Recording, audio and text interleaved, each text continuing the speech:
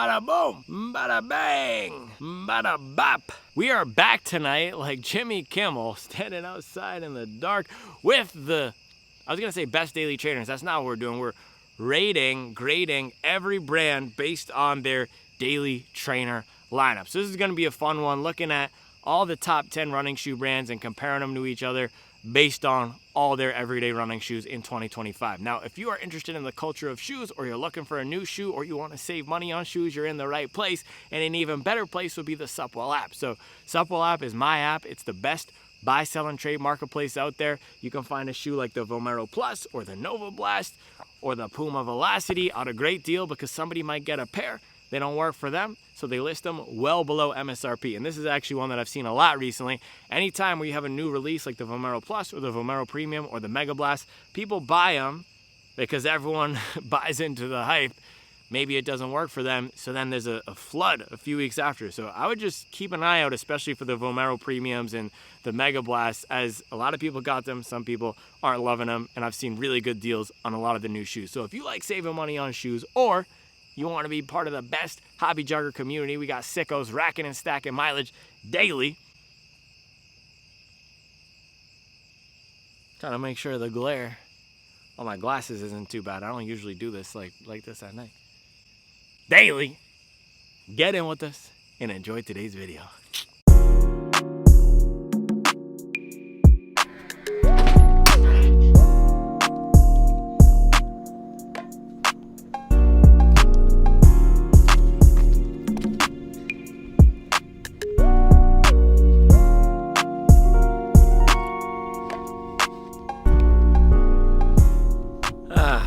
Man, home sweet home. There is nothing like the scent, the taste, the feeling of that Mint Hill air after just inhaling the trash juice infested breezes of New York City. It is just crazy, man. I was staying in Midtown this time, or just south of Midtown, Murray Hill area, 28th in Park. I booked a hotel the day before. It was just one of those trips where everything was, I was gonna say 20%, I would say 60% of the things that could have gone annoyingly wrong went annoyingly wrong, and everything was just 20 to 30% more annoying than it should be. So Saturday, get to the airport, gate change, flight delayed. That actually wasn't that bad because it gave me more editing time. And then hotel room turned out to be an absolute shoebox with no view. The view was actually the side of a building. You had to pay more for a view. You got the king room with the view. And even though my company was reimbursing it, I was like, whatever, hobby jogger lifestyle, I'll get the cheaper room. No, that was a big mistake because I had a shoebox of a room with no view, just staring straight into the side of another building. Not great. And then the DoorDash situation with the hotels. So I'm always DoorDashing because when I travel, it's the same thing. DoorDash and treadmill, it just makes these trips so much easier. And this is what you have to remember.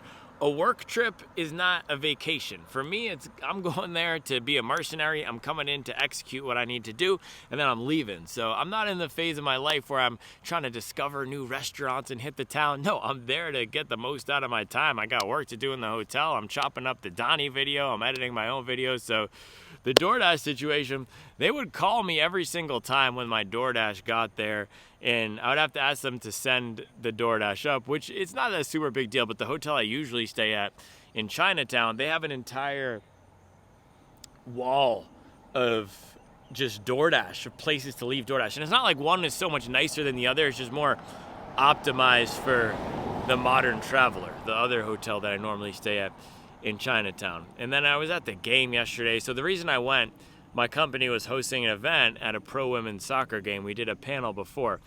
And so the game, it ended in a 0-0 tie, which is just hilarious. And the cab from the way back through Jersey to the city, it took, I think, 90 minutes. We were stuck in traffic trying to get through the Holland Tunnel? The tunnel back from Jersey, from Newark into Manhattan. It was about 45 minutes just sitting there. But there was a beautiful sunset. So is a trade-off, right? Good things, though. Absolutely amazing pizza last night for dinner. Shout out to the Butcher's Daughter, is this new restaurant that I discovered on DoorDash. I know it's a pretty popular restaurant in New York in general. So I got a vegan beet pepperoni pizza. I do not like beets. I know a lot of these boys out here drink beet juice to try to get faster. I typically don't like beets, but they did something with the seasoning to it where it was just a piata registro of the pizza. Just incredible. And then buffalo cauliflower wings. They were almost as good as Charlie's, the buffalo cauliflower wings from Butcher's Daughter. But then for dessert, I got this vegan chocolate mousse, right? And no fork and no spoon. And this is the other thing. It was just a lot of just these first world problems that are slightly annoying, just adding up. The remote control in my hotel, the first night for the TV, which I typically don't use, but I said, let me throw on the MLB off season or postseason just to see what's going on. So I try to use the remote, and it works for about 2 clicks, and then it just didn't work at all. So I actually had to get new batteries, and I just felt like I was asking the hotel people for too much, and I'm typically not a high-maintenance individual when I'm traveling. Again, I just lay low, get in, get out. But the batteries were dead, so I had to ask the hotel for batteries. I also had to ask them for water, which isn't really a high-maintenance request. I was just, is there a place I could fill up my bottle? And then the water filling jug was low, and I took too much, so they had to replace it, so I felt bad. And then I'm sitting there with the mousse, and I'm already 2 or 3 requests into the hotel because, again, I had to ask them to bring my food up because I was watching the game, the Pats-Bills game. I didn't really want to get away from the TV, so that was slightly high maintenance, ask them to send the food up. But the thing is, normally the restaurants will just send the DoorDashers up anyway, and here it was a special circumstance, and you had to hit the hotel with your key card in order to unlock it and have them send it up. So I'm sitting there with the mousse, 3 requests in to the hotel, just a complete prima donna Queen Elizabeth situation. I felt like some sort of a royal pain in the behind. I'm not going to request a fork or a spoon, so I ended up eating the chocolate mousse with my fingers.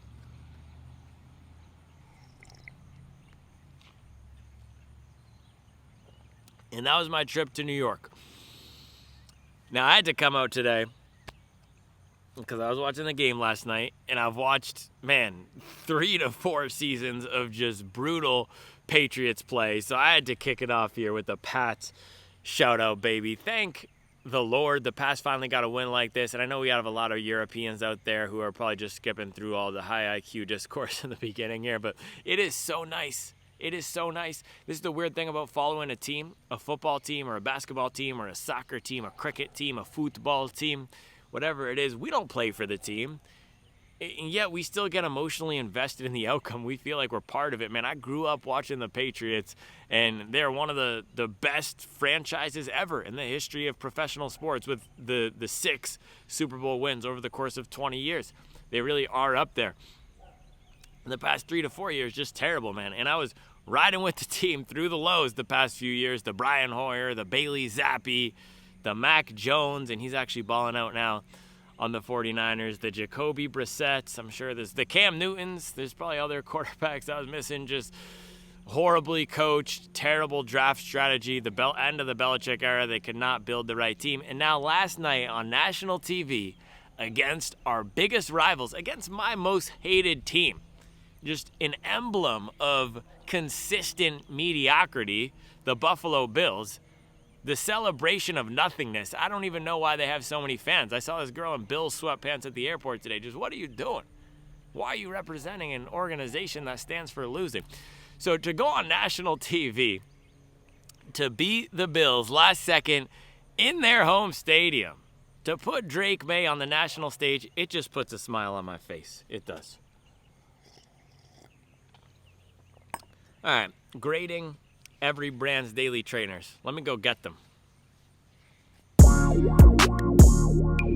right, so grading every brand's daily trainer. This is probably the part I will throw the timestamp at for people who want to skip the high IQ discourse. So this is something we did over on the Instagram. I will throw up the graphic right here. Should we get a thumbnail that's like... I don't know what the thumbnail is going to be. Maybe I'll just make it the Evo SL. This is something we did on the Instagram. Barrett has actually been leading the charge on a lot of these. They're fun, taking the analysis that we do on the YouTube and putting it together in a way that is very simple, easy to access, and easy to understand for all the intelligent folks over on Instagram. So we are 100% neutral at Supwell, and it's funny because people say you're an Asics fanboy, you're a Nike hater, you're an Adidas hater, all that. I just get the shoes and I run in them and I highlight the good ones, I trash the bad ones, and this is where we net out. So let's jump into it and kick it off. First brand up, Asics. So Asics is at the top of the list this year. This is the Nova Blast 5. We graded Asics an A+, top of the class, best in the league, championship level DNA. Asics has just been killing it, and this is the whole thing with the Asics fanboy accusation I was just talking about. I am so incredibly neutral to Asics as a brand. I didn't even really know what Asics was 4 years ago. I don't think I got my first Asics shoe until 2 years ago. So I don't have any love for them. I don't particularly have any hatred for them. Actually, if anything, I do have hatred for them because in the early days of my channel, they did try to get my YouTube channel removed because I did a leak analysis of, I'm trying to remember the shoe. Maybe it was this one. Maybe it was the Nova Blast 5. I did a leak analysis of some shoe and they hit me with a copyright strike and tried to get the channel removed. But other than that, I don't really have an emotional connection with the brand. I'm probably most neutral to Asics and Mizuno out of any of these brands just in terms of perception because I didn't really know what they were before I started running in these shoes. So with Asics, it's just, I guess I am a fan now because they've been winning. And it's not like the Patriots or the Celtics or a team or an organization, a group that I've been supporting since I was a kid. I really get these shoes, and then the ones that I love, they elevate to the top. And Asics has just been the brand that consistently is dropping great shoes and shoes that I love and shoes that work well for a lot of people. So in the Daily Trainer camp, they have a shoe for basically every single need, which is why they're so high, right? They have the Nova Blast, which is their fun and fast Daily Trainer. They have the Cumulus 27, which is pretty much the opposite of this. Not that it's slow and boring, but just a reliable, comfort-oriented shoe. Not too much foam, not too little foam. Slightly on the firmer side, but I think that foam breaks in. I haven't used it a lot for running. I've walked in it here and there, but just a good old reliable shoe. They have the Nimbus, a higher stack shoe. We didn't put all the max stack shoes in this list, by the way. They have the Kayano, which I tried last week and absolutely loved, and I actually did another run off camera in that. It's just a really solid shoe. It's smoother and softer than you might expect, bouncier than you might expect, a stability or a support shoe. So they have that if you want something that is very stable. What else do they have? Let me make sure I get all these on the list here. Boop, boop. Yeah, Super Blast, the firm, stable, long-run oriented shoe. Dynablast 5, entry-level budget shoe that you can get for under $100. A firmer shoe with the bounce of one of these Blast shoes, so not as bouncy as the Sonic Blast or the Nova Blast, but very solid shoe. And then, of course, they have the Mega Blast. I ran in that this morning on the treadmill, and I was moving, man. I don't think it actually went from Garmin to Strava yet. And by the way, this whole Garmin Strava saga has got the people talking. I've heard people are hungry for a new Strava replacement, so stay tuned, hang tight. We are bringing the Supwell app 2.0. It should be ready top of the year with the run tracking and everything, and then I'm sure Strava is going to try to sue me, but guess what? I'm not scared of Strava. I'll get real litigious. We're coming for him.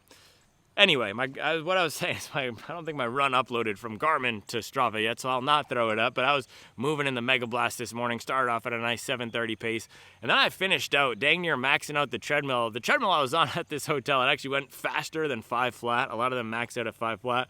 So I finished that run at a 4:57 pace, just moving. So Mega Blast, to me, my top daily trainer right now. So Asics has the most exciting, most innovative shoe, and then a lot of reliable shoes like the Cumulus, Dynablast, Kayano, and then some good old crowd pleasers like the Nova Blast 5. So they are sitting in the top. I don't really have any notes on what they could do to improve because with anything, Nova Blast 5, for example, some people think it's too soft and not durable enough. Okay, get the Super Blast. Some people think the Super Blast, like me, is too stiff in the heel and too firm. Okay, get the Mega Blast. People think the Mega Blast is too expensive. Okay, get the Nova Blast or the Dyna Blast. So they just have all the bases covered, man. And that's not even to mention the Magic Speed or the Sonic Blast or any of the race shoes.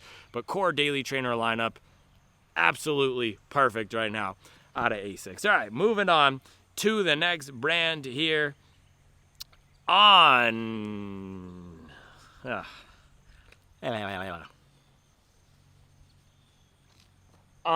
Okay. We gave On a C+. So this is the Cloud Monster Hyper. This is probably their best daily trainer, their best non-plated speed non-plated training shoe. I don't know. So the story with On is always the same thing. The Cloud Tech pods can come across as gimmicky a lot of the time, and the foams aren't up to par with the rest of the market. They call their standard EVA an olefin blend, they call it a super foam, and then they try to call their Puma super foam a hyper foam. Meanwhile, Puma is barely even a super foam anymore if we want to dig into the specifics of it. Yeah, their pricing is out of whack with the rest of the market. Their best shoe came out a year and a half ago. They're not doing much to get us excited in the daily trainer camp. The Cloud Surfer 2 was one of the worst shoes of the year. And not only was it a poor foam with the gimmicky holes and everything and overpriced, it also had build quality issues. And if you're paying a premium for a shoe, the least you can do is get a shoe that's put together well. That's one of the reasons why the Mega Blast is such a worth it shoe for me. And the question of value is a hard one because it's going to be different to everyone. If having this light switch logo here makes you feel good about yourself, then it is worth it. But I'm not going to advocate for or accept an overpriced shoe that's put together poorly. And so On has added some build quality issues. It's not the best. I don't know. If you can find their shoes on a deal, then it's worth it, but by and large, they're not competitive with the rest of the market. So they are in that C range, lots to do to improve. I would love to see them, this is the headline here, On. I would love to see you take your Helion HF, what you want to call a hyperfoam, that top layer of foam in the Cloud Boom Strike, give it to us in something else. Give us a $150 or $160 Nova Blast competitor with that foam. We can even be a dual foam shoe. The Cloud Flow 5 was a step in the right direction, but it was just too firm, and it didn't give me what I was expecting given the price point and given the market. So it's a competitive market. They still have the brand cachet, but with each release now that's not living up to where everyone else is going, they're falling a step behind. Next up in the class, we have New Balance. Boom, New Balance. New Balance got a B-. Not absolutely horrible, but not great. This is what I think is their best daily trainer right now, the 880 V15. Kind of a sleeper pick. I actually saw Believe in the Run said that they thought it was better than the 1080 as well because it's not as soft. You get some more bounce. I've run it, 3 or 4 times. So it's not a shoe that I'm reaching for a ton. It's one of those Ghost Max type of shoes where it's just reliable, consistent. You can pick up the pace. So it's nice that they have this in their lineup. This is almost saving them right now. And of course they have the 1080, which at this point in the development cycle isn't competitive with everything else. But then they dropped the Rebel, which just feels like it's not competitive with anything else. None of their shoes are outright bad or horrible. They're just a step behind in not delivering in the same way that they did 2 or 3 years ago. So I think 2023, 2022, even early 2024, New Balance was my favorite brand. You had 3 really awesome shoes. You had the SC Trainer, which in the V1 and V2 was a hobby jogger favorite.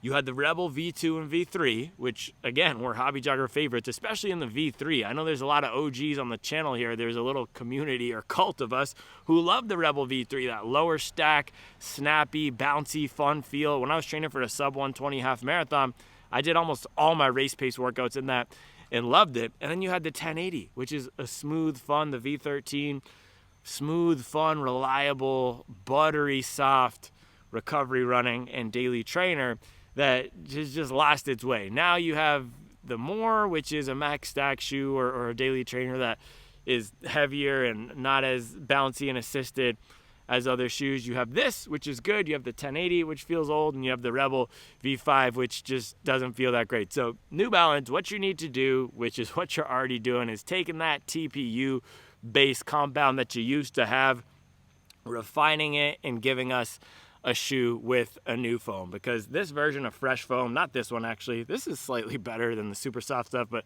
the super soft stuff is good for walking, but not as good for running. So hopefully we'll see the new 1080 soon. I actually heard the new 1080 was coming out in October or November. Somebody told me that, the Instagram DM. This is unverified. This is not factual reporting. I think someone just DM'd me and said the 1080 is coming this year. So could be a banger. I don't know.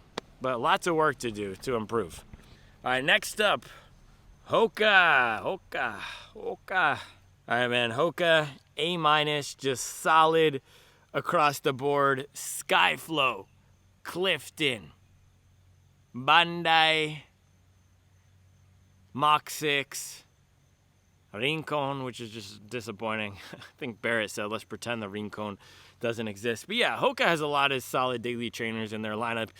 I could do an all Hoka rotation or become an all Hoka guy, and not even considering the Mach X3, which could be a daily trainer for some people, and I could be completely happy running in the Hoka shoes. The Skyflow is great. Not a super new or exciting foam, but just executes on it well. And I think with the shoes like this, what you want is something that's not too mushy, that gives you some return and bounce, that feels versatile, that you can run fast in. That's what this does, and that's what a lot of their shoes do, right? The Clifton, not the most exciting, but it just feels good. I think that's where Hoka has really nailed it, giving us that reliable comfort that you can actually run in, and that's what sets them apart from a New Balance. It started to feel more and more like New Balance is more targeting the casual market, whereas Hoka used to be there and is now diving into serious performance running, and we're actually seeing them on the trail side come with a super new innovative compound in the ATPU. But daily trainers or everyday shoes, that's the bread and butter for Hoka. They're still crushing it. I don't really have any notes for them. Of course, we all want an exciting shoe. We would love the Mach 7 to have a race foam in it, which doesn't seem like it's going to be the case. But Hoka is known for being, and they've made their money being that mass market comfort option that feels good for running. And they're doing a good job at it, right? They're doing a much better job than Nike or New Balance. They know who they're for. They know what people want from them, and they're delivering on it. And I think that's the issue when you come to the Sauconys of the world and the New Balances of the world and the Ons of the world. The question is, what are we trying to stand for? What is making our shoes unique or different? Why would somebody buy us versus a different product? Hoka knows it's the reliable comfort, and they do it really well. Even the Gaviota, I was surprised at how good that felt, given that it was a heavier shoe. It was a standard foam. There's nothing exciting about it. It's a support or stability shoe, but it just feels good. And that's something that you can't really put a price tag on that. And the Hoka shoes are slightly more expensive. Not this one actually, but some of the other shoes are slightly more expensive. You get a $10 to $20 price premium, but they just work and they just feel good. And so A- up and down the line. I think to get to the A+ or A++, yeah, we would need some crazy new FF Blast Max or FF Turbo 2 type of foam, but I don't know if that's really what Hoka needs. They're doing a great job. Their business is strong and steady, and we have those options from Asics and other brands. Hoka is playing in their lane, and they are doing a fantastic job at it. All right. I think I have time for one more. Yeah, I have time for one more. We'll have to do the other 5 later. Adidas. Maybe I just have time to get the thumbnail. Oh, bang! Guaranteed 15,000 views. All right, let's go. Adidas. What do we give Adidas? I want to make sure I get this right. We gave them an A. Yeah, we gave them an A. They have options similar to Asics. They have options. Ultra Boost, very solid. It's a firmer shoe that has some good bounce that you can always get on a deal. They have Adistar 4 as their entry-level affordable shoe, which I named the worst running shoe of all time, just given the QA issues, and that's really what's holding them back from being A+ or A++. But we're talking so much the timer got hit. But what I was going to say is, for people for whom the shoe did not have QA issues, it was a good pick. Is that even English? Evo SL, SL2, Supernova shoes. So some of the shoes are not the most mind-blowing, like the Supernova shoes, and the updates to those look awesome. Man, it looks like they're taking out from the leaks. They're taking out the support rods, which I said they should do, and they're giving us a new foam. I think it's called Dream Glow, and they're actually releasing a new Max Cushion Supernova shoe with a new foam in it. So they're moving in the right direction, and their current lineup is packed. The SL2 is awesome. A lot of people like this as a daily shoe. Barrett is now on his third pair of this.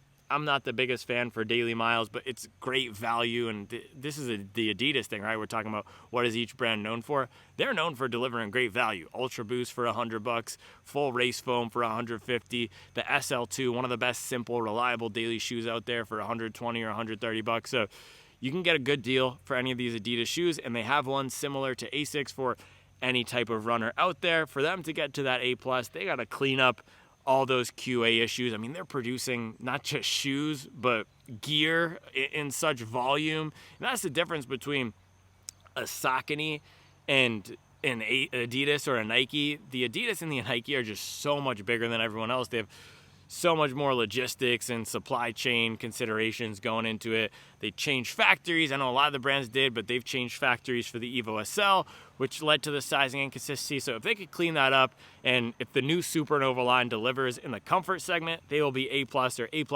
I'm really excited because they have the best potential here to get to the top of the class next year. They're just one step behind right now, sitting at an A behind Asics and Puma, who we will talk about soon after this break.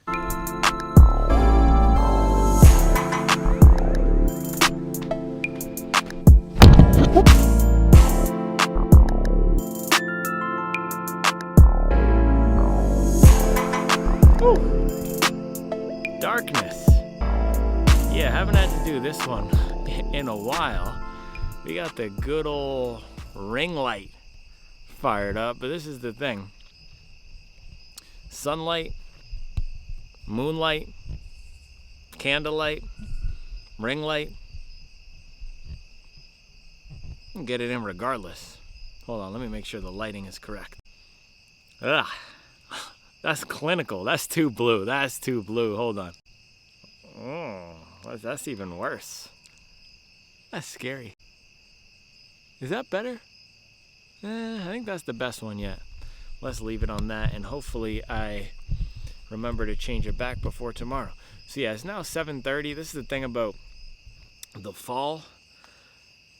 In the winter, we don't have as many hours of daylight, and people always ask me, how do you get everything done? Well, normally I'm not traveling state to state, and I came back also from this work trip on a Monday. This is what I was saying earlier about everything just being 20% more annoying than it needs to be. Weekend work trip, so I lose an entire weekend with the family. Not only that, but then I also lose the weekend, so that's 12 straight days of working. And I come back here, I landed here at 1, and I had a 3:30 meeting, and then I had a 5:30 p.m. to a 6:30 p.m. meeting. I actually just signed off at 6:08 because we're supposed to end at 6. I said, you can fill me in tomorrow. I'm gonna go eat with my family. All right. We're getting it in. Where were we on this list? Halfway through. It's just me and the night creatures. Can you hear them? It's very relaxing. There was also a different set of night creatures. There was a high school couple on the corner over there just making out. And I actually saw these guys, or the guy and the girl, walking earlier, and then they were over on this corner making out. And I think I scared them off with my entire setup here, but we don't need that in Mint Hill. I guess it happens everywhere. Where were we? We got the first 5, so we would be at Saucony now. Beautiful Saucony. All right. Yeah, Saucony.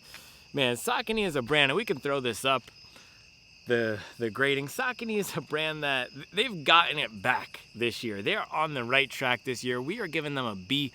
Last year was maybe a C, a C-. They have really fallen, or they had really fallen, but they're getting it back on track. Speed 5 was a nice update. Triumph 20, no, let's not talk about the Triumph. The Hurricane 25, great update. And the Triumph, which was not my favorite, was the step in the right direction with lightening it up, with trying to make it softer, with addressing all the complaints. Even though it didn't return it to the peak of the conversation, it's not a Neo Zen, it's not a Nova Blast, it's not a Vomero Plus. And the thing with Saucony right now that's scary to me, as a fan, as somebody in the space, is people just don't care about them. Nobody cares what Saucony is doing right now, and that's the scary thing. Nobody's checking for the latest Saucony releases. Their top of the line training shoe, they actually had to cut to $150, the Endorphin Trainer, which is a really good deal out there. That's not a daily trainer, so we're not putting it on this list, but it just goes to show, man, you don't see brands like Asics cutting the Sonic Blast to $140 a few months after it released. So Saucony, some hits, some misses. I'm just, for them as a brand, would love to see them bring something exciting and fresh to the table, because right now a lot of their stuff is stuck in 2 or 3 years ago. Saucony Endorphin Speed 5, this foam came out a few years ago. The version of Power Run PB that's in the Triumph, that's an EVA blend. The Endorphin Trainer is a step in the right direction, but they're canceling it. So give us something new, or just become what Hoka is doing and give us nice, reliable, comfortable, solid picks. That's what the Hurricane was, and that's probably the best representation of their comfort side. This is the best representation of their speed side. So overall solid this year, not blowing anybody away, but a step in the right direction. All right, moving on down the list. Next up in the class, we have Nike, good old Nike. So for Nike, boom, we got the Vomero Plus, we got the Vomero 18, the Structure 26, and the Pegasus 41. I've yet to test the Structure 26. I'm going to test that soon. But Vomero Plus, Vomero 18, Vomero Premium, even Pegasus, all their daily trainers are solid. Again, very similar to Saucony. Nothing that Nike has dropped this year has blown me away on the daily trainer side, but a lot of their shoes are delivering quality rides at a good price point. So this is $180. You get the big stack of foam. I was actually wearing my all-white pair of these. I got one from my company, all-white pair of Nikes, and I wore it to this event yesterday. And there's always something about this shoe that just is 5% off for me. It's the heel, it's the geometry, it's the feel of the foam. And my other shoe for the trip was the Nimbus 27 TR, and anytime I wear that, it's just perfect. So their shoes are not hitting quite as much as the Asics and the Pumas and some of the other brands out there, but they're doing a good job. And similar to Saucony, Nike is in a much better place this year, and we can tell they actually are putting effort forward again. They didn't even release a max cushion shoe last year, right? The Invincible was on the market for so many years, and this year they came out with the Vomero 18, the Vomero Plus, and the Vomero Premium. So their daily trainer lineup is solid. If I had to pick one, it would probably be this one. Not always my favorite for recovery, but for daily miles when I'm feeling a bit more energetic and popping off the front, it's a good pick. So there you go, Nike at a B. I know people are gonna say we're Nike haters here, or maybe somebody's gonna say I'm a Nike fanboy, and they should be rated at a D- or graded at a D-. All right, moving on down the list to our friends in Omaha, Nebraska, Brooks. We gave Brooks an A. So Brooks is the definition of reliable, the definition of consistent, the definition of solid. And as you can see on this list, there's a trend. The brands that are putting out shoes that represent something very specific and that deliver value and that just get the job done are getting the high grades, are getting the passing marks, are getting the top of the class recognition. And that's what Brooks is doing. So this is my favorite of the Brooks daily trainers. It is the Hyperion 3 lightweight shoe. You get a ton of foam in the back here. It's actually a lot softer than I expected. I mean, look at that. Look at that under the blue light. Just beautiful. Yeah, this is a really nice ride. The Hyperion Max 3 is also a great shoe, not a daily trainer, but it's peppy, it's lightweight, and I know actually a lot of people who like this, and it's a very versatile shoe. So Brooks is known for being this reliable and consistent brand. They've also started to introduce newer foams, bring more innovation in the daily trainer segment and in other segments, while not straying too far from what they do well. So that's why this one is a beautiful blend of the old and the new for Brooks. And I think Brooks is also, historically, they've been known as this very safe brand, and they've kept true to that, right? This is a shoe that pretty much anybody can use, and you're not gonna find a whole lot wrong with it. The Vomero Plus, again, there's always something about it that's just not quite hidden. Even the Saucony with the Endorphin Speed 5, running fast in it, I don't like the feeling of how soft it can get in the front. So Brooks is probably the most flawless brand, or the most absence of anything bothersome brand. They're also known for great QA, and we put all the shoes on the scale, and we do a weighing the left shoe and we weigh the right shoe, right? And that doesn't tell us everything, but it's a really good heuristic or a cheat code, a quick way to tell how quality is for a brand. And Brooks, nearly every single time, 1 or 2 grams off. Or even we've had some Brooks shoes that are the exact same. It'll be 310.0, 310.0. So great quality. This is also one of the lowest priced daily trainers now. A lot of the $140 daily trainers like the Nova Blast are going up to $150. This is still $140. You can find anything you need in the Brooks lineup. I think they are slowly climbing the ranks, not just for the training shoes, but in general. I would actually love to see them. I have very little notes on their daily trainer lineup. I would love to see them in the race day segment introduce a super aggressive racer, a fast R3 or an Alpha Fly competitor, because again, Brooks historically has played it safe, which works well for them, but on the race day shoes, playing it safe has meant the Hyperion Elite 5, which is awesome, but could they give us something even faster and more aggressive? That would be really fun. So yeah, Brooks crushing it in 2025. All right, moving on down the list. Next up here, we got two more. Two of my favorite brands, actually. Mizuno. Let's throw it up, Mizuno.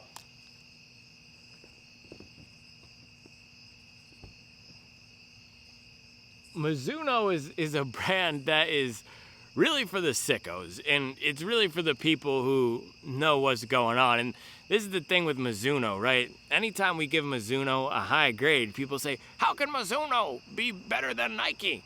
It happens with Puma too. How can Puma be rated above Adidas? This is the thing. When we put these lists together, when we do the rankings and the ratings and the grades, I don't care how many marketing dollars a brand spends on a shoe. I don't care what somebody's perception is of the brand. I am purely going off of the performance of these shoes.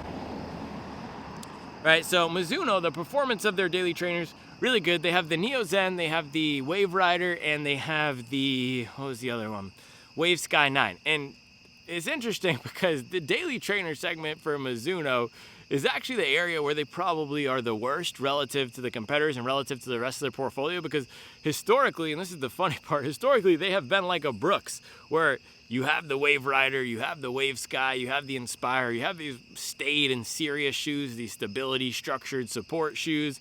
But over the past few years in the sicko community, they've been known for shoes like this, the Neo Zen, the Wave Rebellion Flash 2, the Wave Rebellion Pro 2, the Wave Rebellion Pro 3, the Neo Vista franchise, with the Neo Vista 2 being my top long run max cushion shoe of the year. So it's almost like they've, similar to what Hoka does with their daily trainers, they've kept their normal stuff intact and then they've done innovation. So with the daily trainer segment, they haven't brought us the whole lot of new other than this one, which is one of the best daily trainers of the year. We had it in the power rankings. It's slowly made its way off of the power rankings as new things have released, but it's still a top 10 daily trainer, maybe even top 7 daily trainer of the year. It's probably my favorite of a soft, comfortable cushion feel.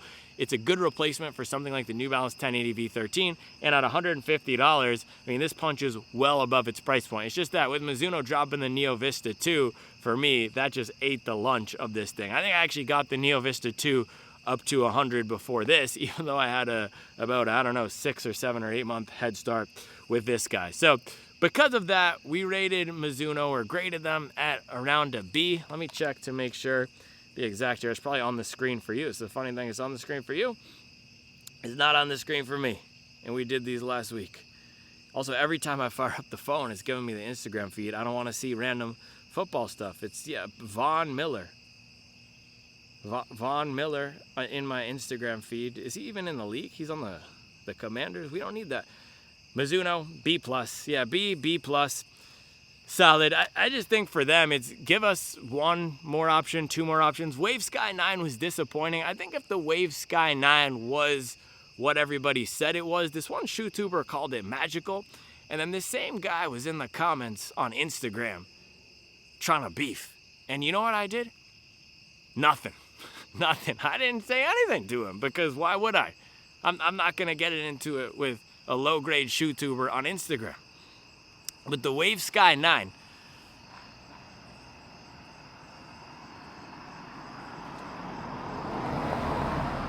I feel like at night you can't be cute. At night I have to get out of the street if there's a car coming.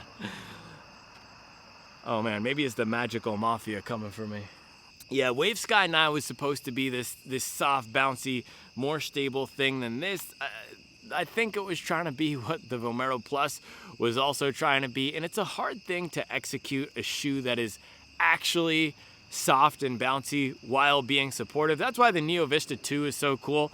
And it's hard sometimes, right? Because you don't need 2 Neo Vista 2s in your lineup. This guy saw me. I made eye contact with his headlight, so I know he saw me. You don't need 2 Neo Vista 2s in your lineup. You already have that, so the Wave Sky 9 didn't need to be that, but I wish that they actually used the real version of the foam that they said it was, because they said it was the same foam as this, Energy Next and the Wave Sky 9, and it was not. It was an EVA-based foam versus a TPU-based foam. So if they actually could give us a shoe with this in it, in a more normal feel, that would bump them up to an A- or an A. Somebody from Mizuno actually DM'd me and said that they have a bunch of new stuff coming next year. They offered to send me it, and I'm not going to do that because we don't do that here on the channel. We don't accept any free products, and we don't do any deals or money from the shoe brands.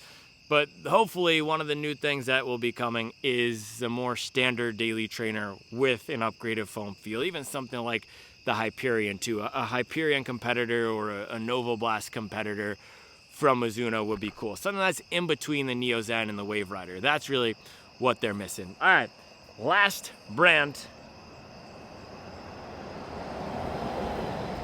Bang! Puma running. So Puma is the second best brand on this list when it comes to the daily trainers. They got an A+ this year, very similar to Asics. They have a shoe for nearly every need. They have the Velocity here, they have the Magnify, they have the Forever Run, they have one more shoe. I mean, the Deviate Nitro 3 is even, could be a daily trainer. There's one more we put on this list from Puma.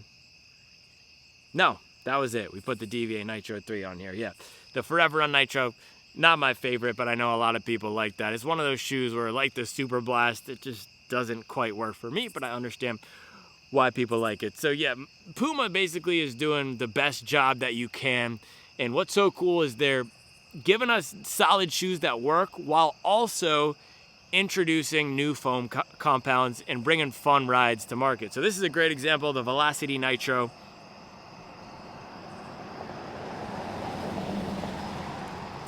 10mm drop. You get the softer.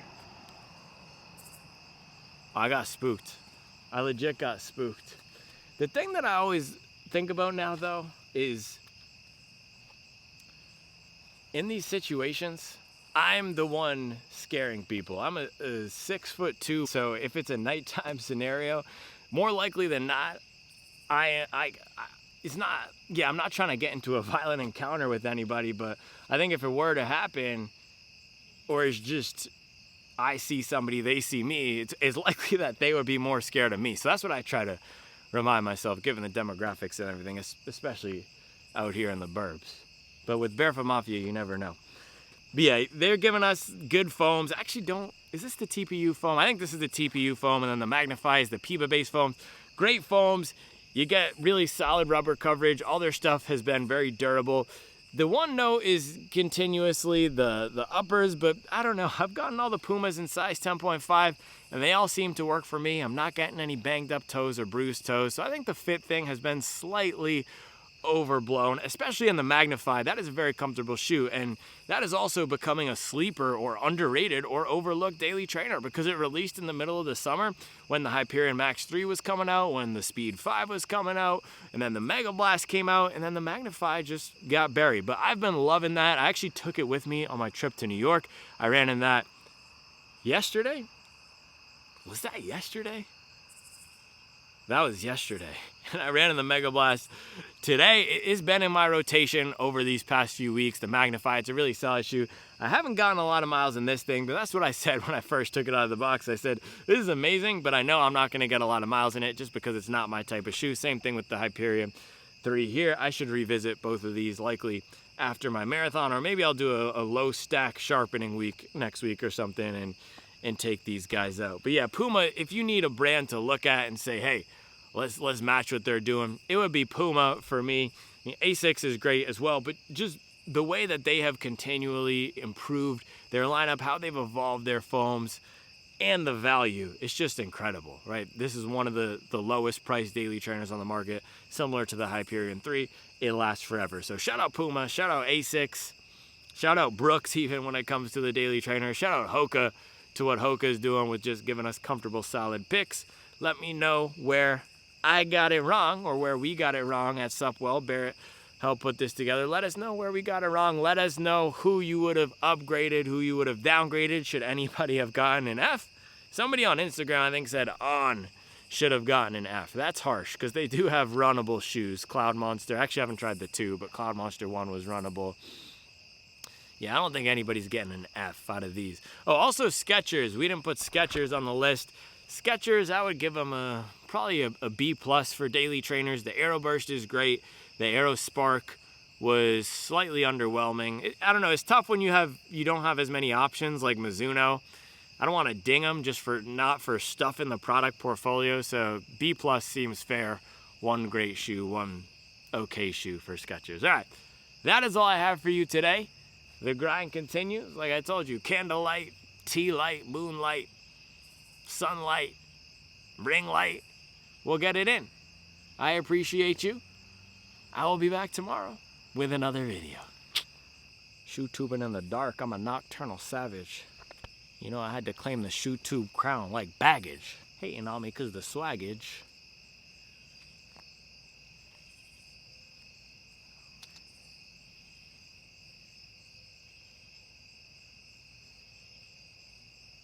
Bro, that's a legit L. You heard that? Woohoo!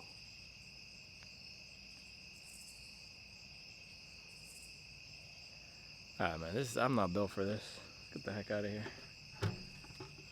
Oh gosh, and it's legit in the darkness now. Alright.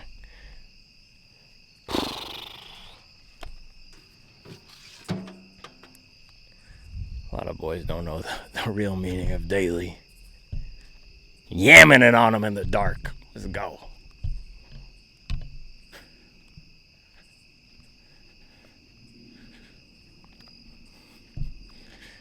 It's the nighttime shoe tubing. 2-state moving. Never losing. Son of a gun.